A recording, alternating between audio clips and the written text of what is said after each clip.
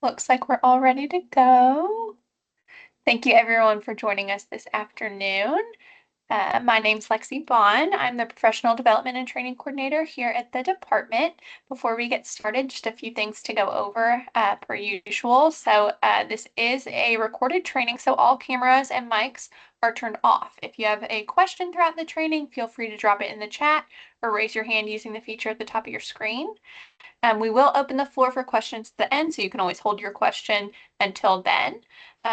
And then one more thing before we get started as well. So the state of Tennessee does currently not permit the use of generative AI tools like Otter on meetings hosted on state resources. We do respect your decision, I'm so sorry. While we support your desire to maintain documentation of the meeting and what you learn, please respect our decision to safeguard information and do not attempt to use these tools. If we do see those tools, we will block them from the meeting and remove you. So just make sure that you have those tools turned off. And without further ado, I'm going to hand it over to our presenter today, our Farm to School and Grant Specialist, Lindsay Paul. Thank you, Lexi. You're welcome. And not morning, it is afternoon. Good afternoon, everybody. It's been a long week. All right, so today we are going to do just a general fun overview of Farm to School.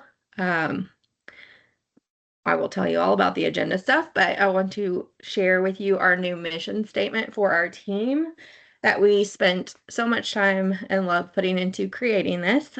So our new mission statement is to cultivate a culture of integrity, knowledge, and collaboration by empowering school and nutrition professionals to serve nutritious meals, fuel student success, and build thriving communities. All right, so today we're going to talk about what Farm to School is, why we love Farm to School. We're going to talk about kind of what Farm to School looks like across the state. We'll touch on the components of Farm to School, so gardens, education, local procurement. We're going to talk about the junior chef competition. We'll mention some stuff about the Farm to School grants and other funding opportunities. October is Farm to School month, so happy Farm to School month. And then ways you can support Farm to School initiatives. And then I will give you some dates for some upcoming events for Farm to School. Right. So, Farm to School. So this is actually a quote from the National Farm to School Network from 2017, but it's very good at just encompassing what like farm to school is. Farm to school enriches the connections communities have with fresh, healthy food and local producers by changing food purchasing and education practices at schools and early care and education sites. So if you are new to farm to school, this will be the first time you've seen this, but if you have been with us for a little while, you have seen this picture multiple times, but these are the three core elements of Farm to School. You don't have to have all three of these to be considered Farm to School. It's just you can do one of them. You can do all of them. It's up to you. So school gardens, we're engaging our students in hands-on learning through gardening. This can also be hydroponics, aquaponics, greenhouses, anything where our students are learning about growing food. And then education, and that is activities related to agriculture, food, health, nutrition, and then we also throw culinary in there because, junior chef, and then procurement. So purchasing local food, and that can be in the cafeteria on the tray line as part of a meal. That could be in the cafeteria as a taste test. It can be done in the classroom. It can be done after school during the summer. All of those things are part of that local procurement. So why do we want to do farm to school? Why do we love farm to school? So farm to school benefits everybody. Our kids win because the fewer miles food travels on the fewer miles food travels, the more nutrient dense that food product is. Our activities enhance classroom education through hands-on learning relating to food, health, science, agriculture, and nutrition.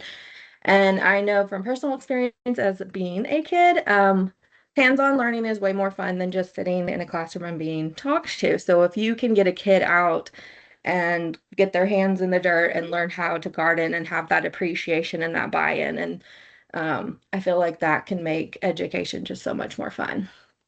And then our farmers win. Farmers experience a 5% increase in income from farm to school sales, and it's going to establish a long-term revenue stream for individual farmers. This number is probably up now. This has been for a few years, but definitely schools are an untapped resource, long-term revenue stream like for farmers. And then our communities are also going to win. Local purchasing can create jobs and keep our dollars circulating with our community, and we can bolster the local economy, and it helps and it can help to keep school nutrition program costs down. Um, Another thing is sometimes, or we have seen that farm to school and local purchasing can increase participation, so that is also another great benefit. So what does farm to school look like in Tennessee? So I had mentioned before that farm to school can be very different and it doesn't have to encompass all three components. The I think the best thing about farm to school is you can take farm to school and make it what you want it for your district. Every school will be different, every district will be different, and every state is different. So when I started 4 years ago, I came in not knowing what it looked like. We were post-COVID.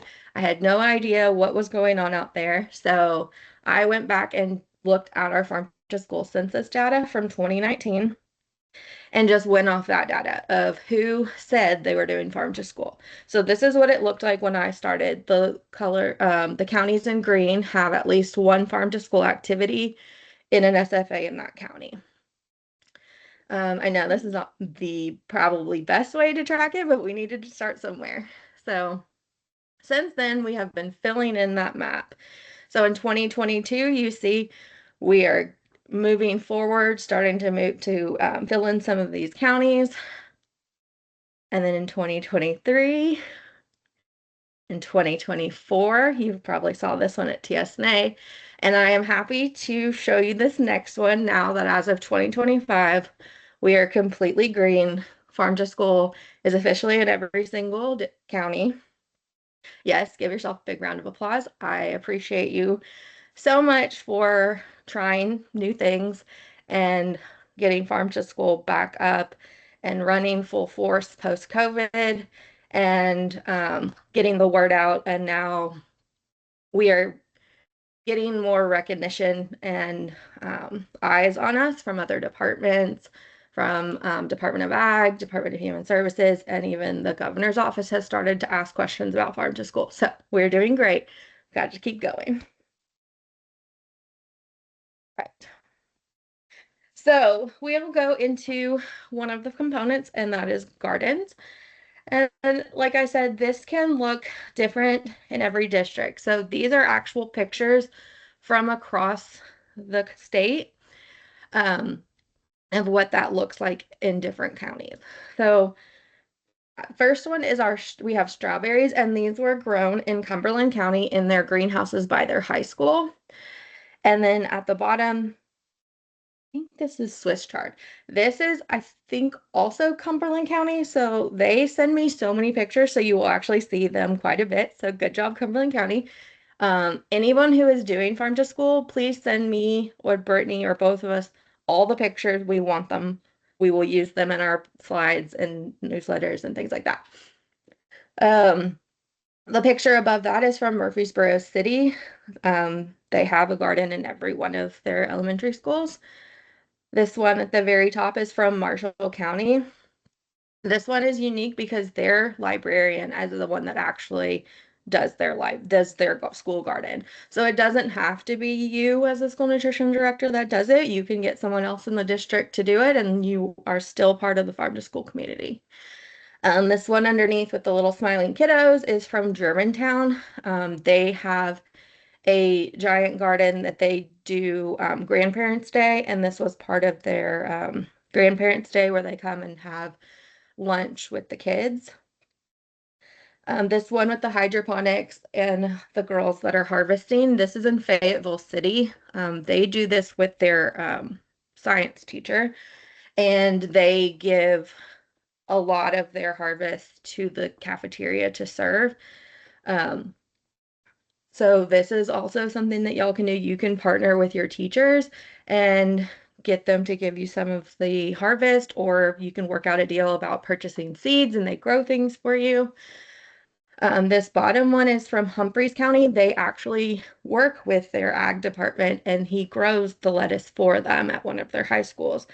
I think they grow about 1,200 heads of lettuce at a time in these unique little growing beds that he has created in their greenhouses. Excuse me. Thank you. All right, so education. What can you do in the education realm? We can hold taste tests. Like I said, we can do these in our cafeteria. This can be something that you just give them a little bit, like during like going through the line, you can have something that like this is a taste test of a new apple or cucumber or whatever.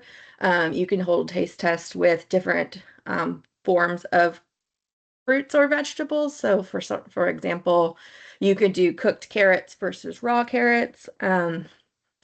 It's something we just don't think about. Some kids have never tried fruits and vegetables in different forms, and or there are fruits and vegetables that some people do not have access to and have never tried. So this is something you can do with something like more unique, maybe like a kiwi or an eggplant or something that maybe not everyone has seen. This is a great time to reach out to your extension agent in your county. Every county office is going to be set up a little bit different, but they all have a family and consumer science agent. And so that would be the person that I would recommend starting with. See if they can work and come and do some taste tests or lessons around food and nutrition. You can do this in a classrooms. You can set this up with your teachers. Some communities will have TNCEP, which is Tennessee Nutrition and Consumer Education, or FNEP, which is very similar. These will be more available in your lower income areas, but it's also an option. They do nutrition education. You can do a field trip to a farm, or you can have a farmer come and visit you, especially if you are serving something from their farm. I've heard a lot of them say that they would absolutely love to come and talk to the kids and just say hi and, say, talk to the kids about what they grew and, they're excited too. Um, you can do field days, school assemblies, different things in the classroom that are education, like ag in the classroom lessons. And then the last one I mentioned is you can participate in the junior chef competition. And this is a good opportunity for you as the school nutrition director to work with your food, family and consumer science or culinary program. So I will actually just go right into junior chef. This is a cooking competition for high school students, so 9th through 12th grade. It is designed to encourage students to engage with school nutrition and learn about school nutrition programs. So part of their application is they are going to reach out to you to get a signature and to make sure that their recipe that they create is school nutrition compliant. So that's where I say this is a really good time for you guys to work together because they will need you for that signature for them to be allowed to compete. The students have to create small teams, so 2 to 4 kids, and they develop a nutritious, student-friendly recipe that includes a minimum of 2 local ingredients, so anything Tennessee grown, and that is easily incorporated into school nutrition. So they have to meet school nutrition standards. It will be a lower sodium, lower fat option for high school grade level. And I have those exact components and things that they have to meet. They do have to do a 3-component meal or a 3-component tray and also use one USDA commodity item this year. And I will share all of that out when our junior chef stuff is approved, and it will be opening soon. Our competition will be held in March on the 6th in Nashville State. So after they submit their recipes for evaluation, we will take up to 8 teams into the cooking portion. That is what's going to be held in March. And then the top 3 teams win scholarships to culinary school. So if you have any kiddos that want to go to culinary school, this is a wonderful opportunity to at least get them to try it out. And even if they don't want to go to culinary school, but they just like to cook and they like to do team things, this is also another great opportunity to work on problem solving skills, public speaking skills, math, science, all the things. And so we are going to talk about last year's winners. Last year's first place winner was from Hamilton County, from Oodwell High School. And this was actually our first ever vegetarian dish. They used a vegan meat crumble as their meat component. It was delicious and it was beautiful. And I'm so proud of them. They went on to the regional competition against all the Southeast region states and placed 4th. It was such a great experience, and it was really fun for them to have like a very unique dish. And all the judges kept talking about how they did a really good job trying something different with like vegan meat and low sodium and low fat kind of dish. And in second place, we had some kiddos from DeKalb County who made these amazing little individual chicken pot pies. So good.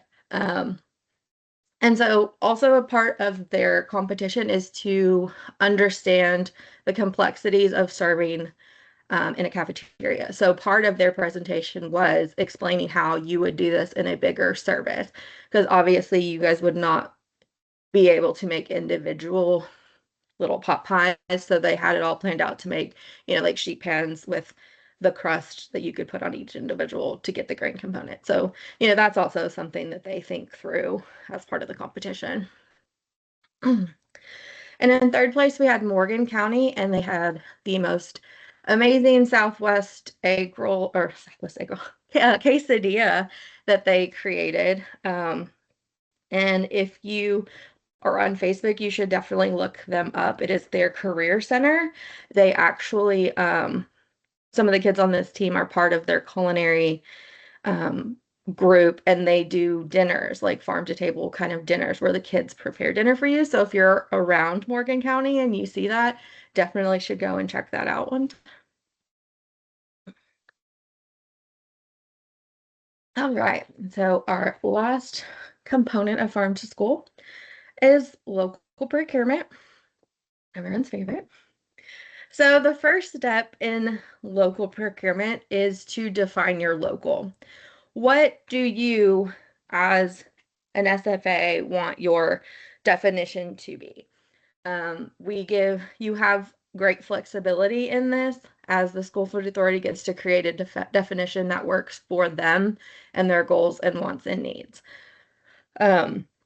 So for example, and this can be very fluid, this can be different for different components.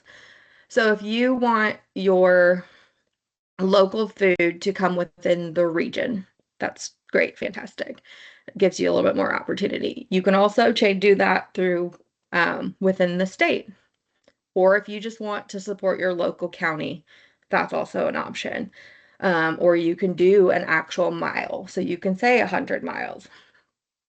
Just also keep in mind to not unreasonably limit that competition. So don't say, for example, we will only take cucumbers from within 2 miles of the school, something very crazy. And like I said, this could be fluid. So you can say, I want my fruits and vegetables to come from within my county. Great, fantastic. And then go and say, well, my milk needs to come from within the state. That's also fine. That's great. That doesn't limit you too much. I think all schools at this point get Tennessee milk, so that's no problem. but that's where you can choose and make it work for you. So some easy ways to incorporate local ingredients. Um, so first of all, go and look at your menus, do like an audit, look through your refrigerator, look through your produce, find out where your products are coming from already. You might be surprised that things might already be local. Um, I know I've been on reviews looking through things and found, certain carrots and things like that that I didn't realize that they were locally grown. So you might already be doing that, and that's great. So that's a great place to start. And that's also a less overwhelming place to start. And then once you kind of have an idea of where things come from, then you can make substitutions. You can explore things that are local that you can substitute that are going to work within your budget and your capacity. You can also serve local products on a salad bar, especially if you have a salad bar that the teachers are going to eat off of. That can increase some revenue. Offer some different fruits and vegetables seasonally.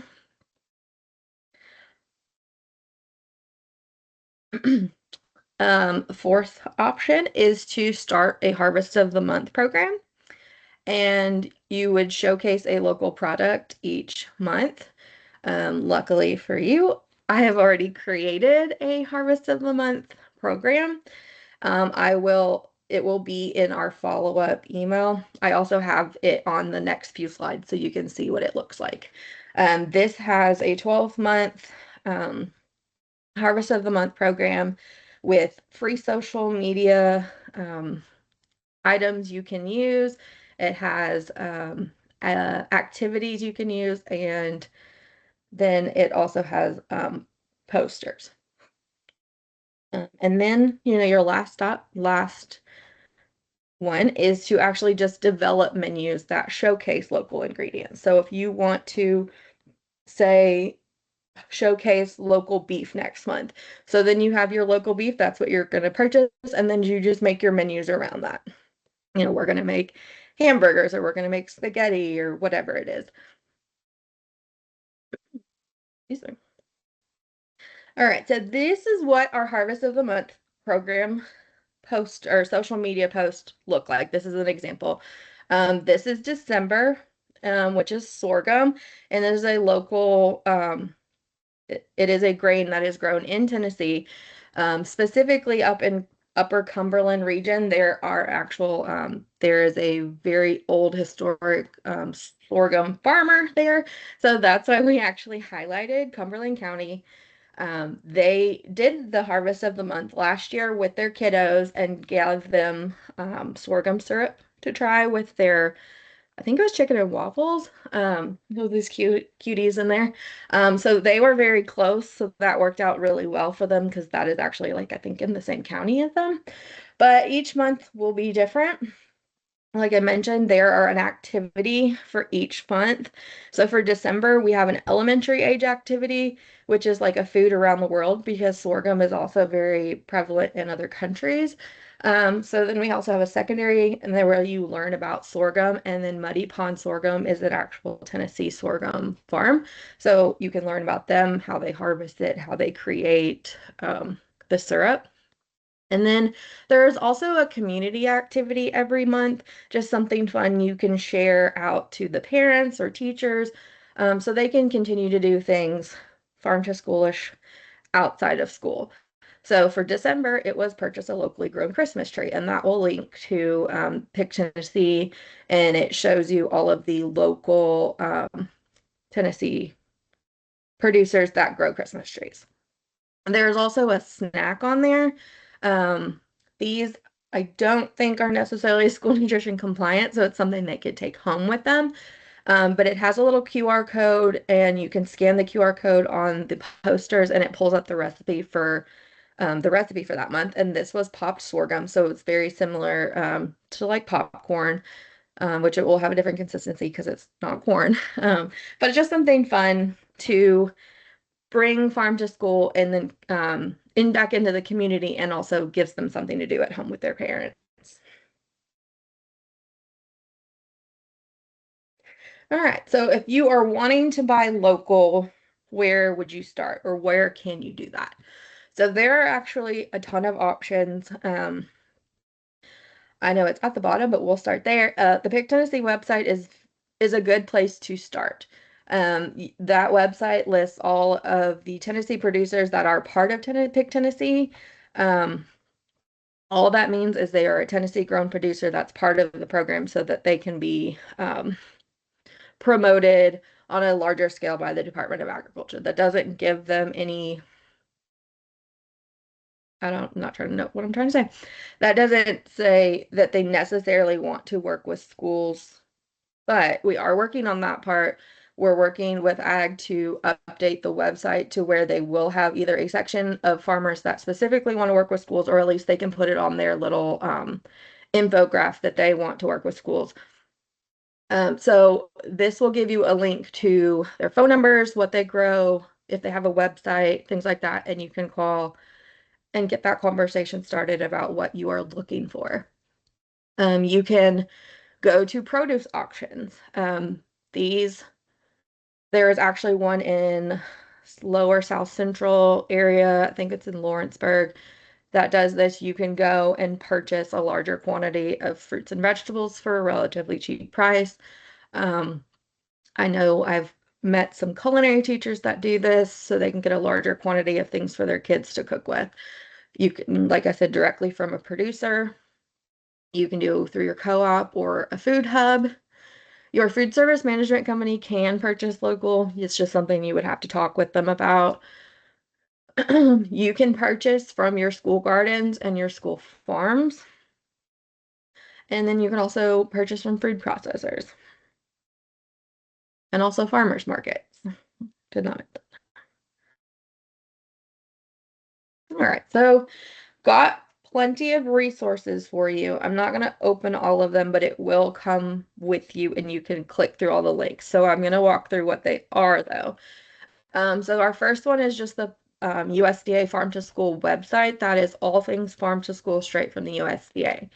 If you are interested in the Farm to School grant, that is also the website that you will find that information on. It is currently open and it will close on December 6th. This year, the projects for Farm to School grants are required to be a little bit more substantial, so they have to start at $100,000 minimums, where last year it used to be 50,000. So if you're interested in doing a Farm to School grant, you can reach out to me if you have any questions. The webinar for that was postponed, so as soon as that gets back on the schedule, I will let you guys know, and I will also be attending to give you any insider information that I find out. Let's see. So the next link is for our Harvest of the Month. That will be one for the activities, and then there's also one for our social media graphics. That is a Google Drive that you can just download and use. There are little square ones, and then there's also like the long ones that you can put up at the top of the Facebook page.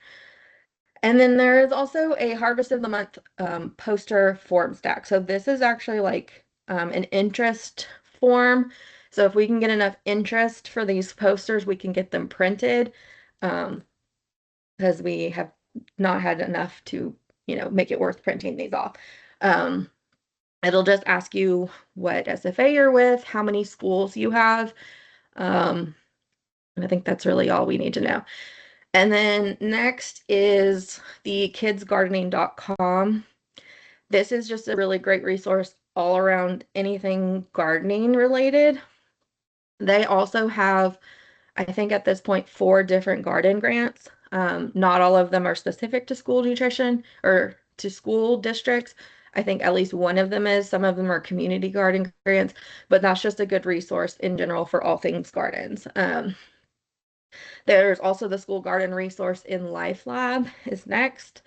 And then the last one is actually the link to UT's Family and Consumer Science page for all the lessons that they have. And then if you are on that page and you're looking specifically for your region's agents, you can also search that on that website to find the specific page for your district or for your county agent. I think that's all we got. Last thing I will mention, because I didn't put it on the form or on our PowerPoint, is the Farm to School Institute is going to be in February this year. Well, again. So the 11th we will be in Nashville. The 18th we will be in West Tennessee in Jackson, and the 25th we will be in East Tennessee in Knoxville. And we are also opening it up this year to allow people to submit presentation proposals. So if you are interested in presenting at one or all of those about Farm to School, Lexi just dropped the form stack for that, so feel free to fill that out and or share it with anybody you might know that would be interested in presenting at Farm to School this year. Um, and other than that, I don't have anything else, but I will open it up for questions.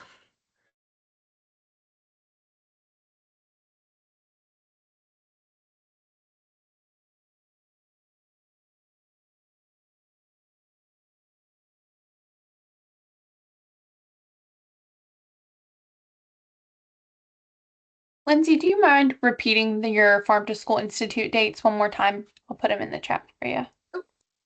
Yeah, I'm actually writing it, but yeah. Oh, and there you go. Thank you. Well, I was like, wait, good, doing my wait time. See if There you anybody had go. anything.